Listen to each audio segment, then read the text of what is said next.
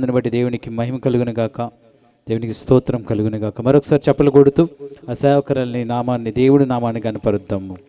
Praise the lord. అలాగే మన మధ్యలో సిస్టర్ రాణి గారు ఉన్నారు, నేపాల్ నుంచి వచ్చారు, ఎవాంజలిస్ట్ సేవకురాలు. మన మధ్యలో వస్తుండగా ప్రేమపూర్వకంగా చప్పలు కొడుతూ ఆహ్వానిద్దాం. ఓ పాట పాడి గ్రీటింగ్స్ తెలియపరుస్తారు కొన్ని నిమిషాలు. హల్లెలూయా. దేవుని నామమునకు స్తోత్రం. మరి మమ్మల్ని ప్రేమతో ఆహ్వానించినటువంటి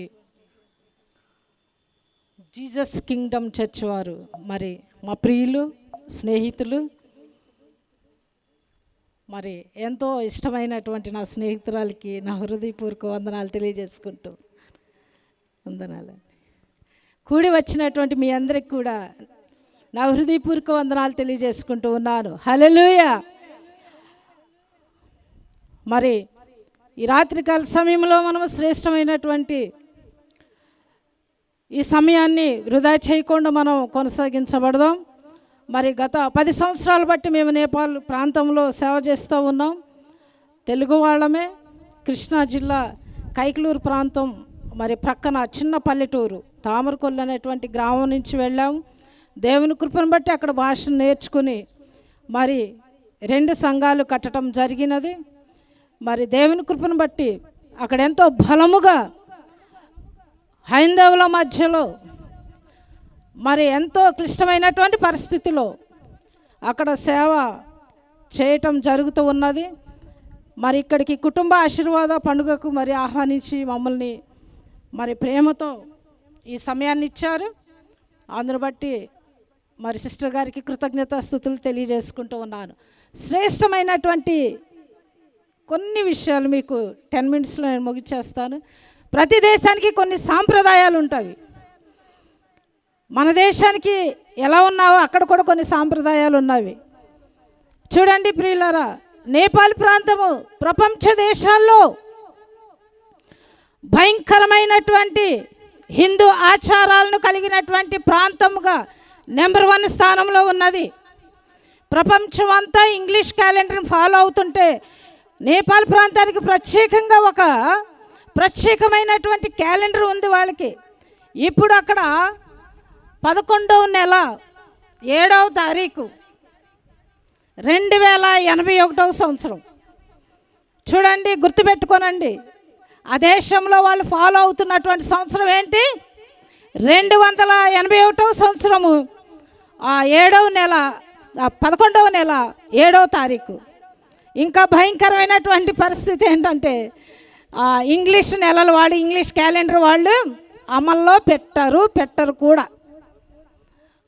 అంత విధానమైనటువంటి పరిస్థితుల్లో ఉన్నారు. ఇంకా చూసినట్లయితే భయంకరమైనటువంటి మరి హిందూ ఆరాధనలో మునిగి తేలినటువంటి వారిగా ఉన్నారు. కుటుంబంలో ఆశీర్వాదం అంటే ఏంటో తెలియదు, దీవెనలు అంటే ఏంటో తెలియదు, మేళ్ళు పొందుకోవటం అంటే ఏంటో తెలియదు, జీవిత విలువలు తెలియనటువంటి ప్రాంతముగా అలాగున కొనసాగబడుతూ ఉన్నది ఆ ప్రాంతము. కాబట్టి మరి ఈ సమయంలో మనము చూడండి, కుటుంబ ఆశీర్వాద పండుగకు వచ్చి ఉన్నాము. ఆశీర్వాదం అంటే ఏంటి అంటే మరి ముందుగా మాట్లాడినటువంటి మన దైవ సేవకురావు గారు శారా గారు చెప్పి ఉన్నారు. నిజమే ప్రియులారా, అదే విధంగా మరి శ్రేష్టతను కూడా కలిగి ఉండాలి. ఆశీర్వాదం కావాలంటే ఏం కలిగి ఉండాలి? ఆత్మీయ జీవితంలో శ్రేష్టమైనటువంటి జీవితము ఉన్నప్పుడు ఆశీర్వాదం పొందుకోగలుగుతాం మనము. ఆ శ్రేష్టమైన జీవితం ఎక్కడి నుంచి వస్తుంది? మనకి దేవుణ్ణి నమ్ముకున్నప్పుడు రక్షణ పొందాలి. ఆ రక్షణ పొందుకున్నప్పుడు శ్రేష్టమైనటువంటి జీవితాన్ని దేవుడు మనకి కలుగజేస్తాడు. ఆ శ్రేష్టతలోనే మనకు అన్ని దేవుడు ఇచ్చేటువంటి వాడిగా ఉంటాడు. ప్రియులారా, ఆశీర్వాదం అంటే చూడండి, నేపాల్ ప్రాంతంలో ఒక కుటుంబము రక్షించబడినప్పుడు వాళ్ళు తెలుసుకున్నటువంటి జీవిత విలువ, ఒక మనిషి సంపూర్ణంగా తన హృదయ స్థితిలో మరి మారినప్పుడు వాళ్ళు పాప క్షమాపణ దేవుని సన్నిధిలో కోరుకుని సంతృప్తమైన జీవితం జీవించినప్పుడు వాళ్ళు అంటున్నటువంటి మాట ఏంటంటే, నేను ఆశీర్వదించబడ్డాను. హల్లెలూయా. ఏమంటున్నారు? నేను ఆశీర్వదించబడ్డాను. ఎలాగూ? కారు కొని కాదు, ఆస్తులు సంపాదించి కాదు, డబ్బు బ్యాంక్ బ్యాలెన్స్లు పెట్టుకుని కాదు, నా ఆత్మను దేవుడు రక్షించాడు. నేను దేవుని సన్నిధిలో నేను రక్షించబడ్డాను కాబట్టి నేను ఆశీర్వదించబడ్డాను. ప్రియులారా, ఈ రాత్రికాల సమయంలో కూడి ఉన్నటువంటి ఇక్కడ మనందరి జీవితాల్లో కూడా ఎంత శ్రేష్టమైనటువంటి ఆత్మీయ జీవితంలో ఉన్నాం, ఎంత శ్రేష్టమైనటువంటి భక్తిని చేస్తున్నాం. దేవుని సన్నిధిలో పాపపు ఒప్పుకోలు కలిగినటువంటి భక్తి మనము మన జీవితాల్లో కలిగి ఉన్నావా? ఈ రాత్రికాల సమయంలో ప్రార్థన చేస్తాం, ఎన్నో విషయాలను బట్టి ప్రార్థన చేస్తాం. ఆశీర్వదించబడలేదు, మేళ్ళు కడగలేదు, నా జీవితంలో ఏమీ నేను పొందుకోలేకపోతున్నానని అనుకునేటువంటి వారు చాలామంది ఉంటారు. కానీ నీ జీవితంలో శ్రేష్టత ఉందా? నీ భక్తిలో శ్రేష్టత ఉందా? చూడండి, నేపాల్లో కుటుంబం ఉన్నది. తాను 4 పెండ్లిళ్ళు చేసుకుంది, వివాహము చేసుకుని ఇప్పుడున్నటువంటి భర్త దగ్గర ఉన్నప్పుడు తను రక్షణ పొందింది. ఆమె అంటున్నటువంటి మాట ఏంటి తెలుసా?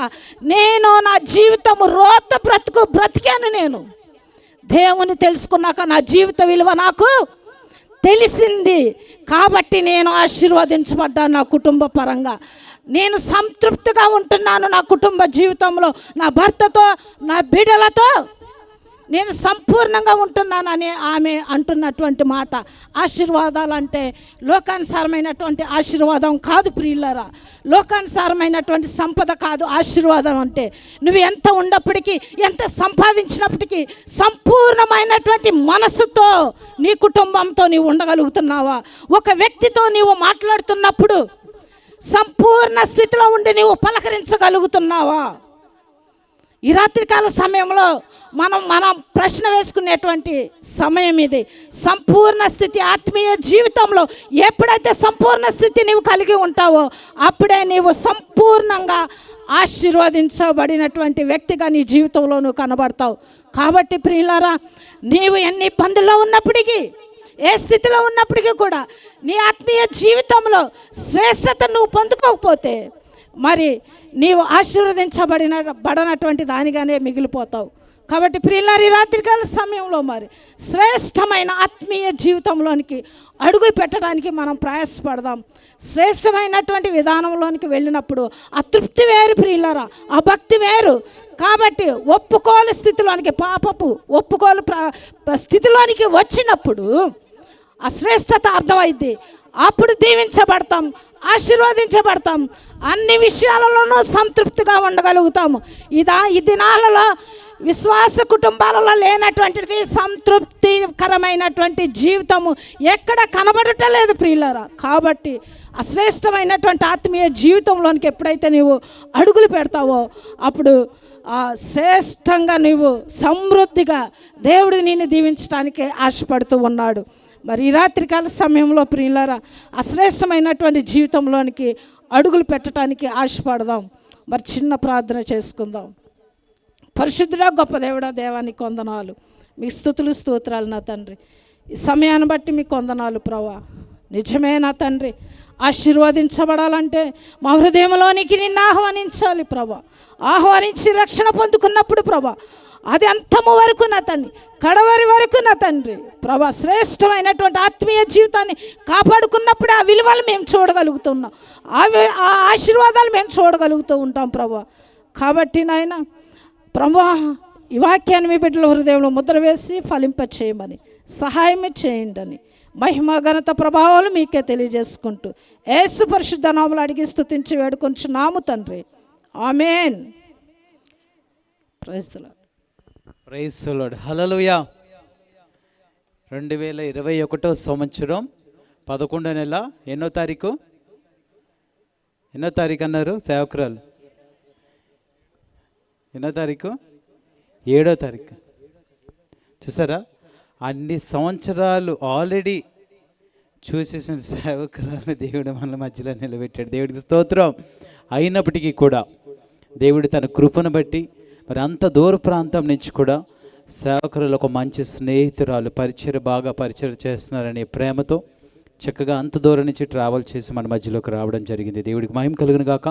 చక్కటి వర్తమానాన్ని క్లుప్తంగా అందజేసిన సేవకురాలు కూడా బిగ్గరగా చప్పలు కొట్టి దేవుడి నామాన్ని కనపరుద్దామా, యేసయ్య నామాన్ని కనపరుద్దాం. దేవునికి స్తోత్రం. శ్రేష్టమైన జీవితాన్ని మనందరం కూడా కలిగి ఉందుముగాక. ప్రైజ్